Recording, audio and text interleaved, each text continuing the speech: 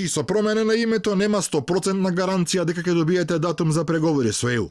Но ако не помине референдумот, следи изолација. Ќе ви се затвори европската врата можеби за секогаш. Европскиот комесар за проширување Јоханес Хан им испрати на македонските граѓани порака која лесно може да се разбере и како закана дека мора да гласаат, но и отрезнување од сонот за брза евроинтеграција без суштински реформи кои засега ги нема. Ние мораме да го подготвиме отворањето на преговорите на начин што кога ќе добиеме зелено светло кон средината на идната година, тоа ќе биде возможно само ако домашните задачи се направени дотогаш од страна на владата во Скопје.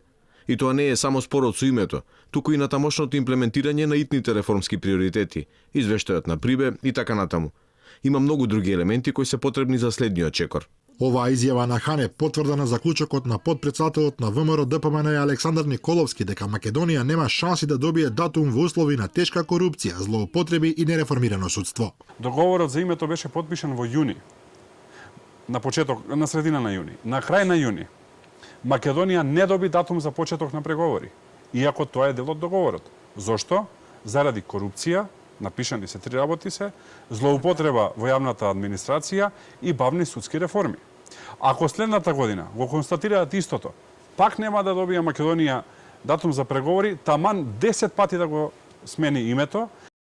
Инаку во интервјуто кое му претходи на неговата посета на Македонија в понеделник, Хан без вообичаениот дипломатски речник објаснува што ќе се случи ако на 30 септември граѓаните одлучат да одат против договорот со Грција за промена на уставот и на името. Разбирам дека никој не е задоволен ниту во ПЈРМ, ниту во Грција, што е често знак дека компромисот не е толку лош. Така што треба да се премери што значи да се стане членка на ЕУ и кои се последиците ако тоа не е возможно. Бидејќи ако сега не се искористи оваа прилика, прилично сум сигурен дека вратата ќе биде затворена со децении, ако не и за секогаш. Во политика треба да се биде внимателен, но во догледна иднина ќе биде затворена и тоа ќе биде штетно за граѓаните во земјата.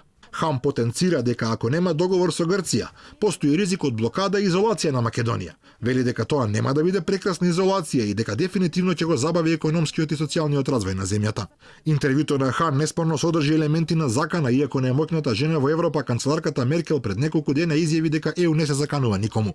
Таа порача и дека треба да се излезе на референдумот, но воопшто не наведе никакви санкции и изолација доколку преспанскиот договор не помине. Портпаролката на Европската комисија Маја Коцјанчич пак експлицитно порача дека никој однадвор не би смеел да се меша во одлуката на македонските граѓани во врска со договорот со Грција.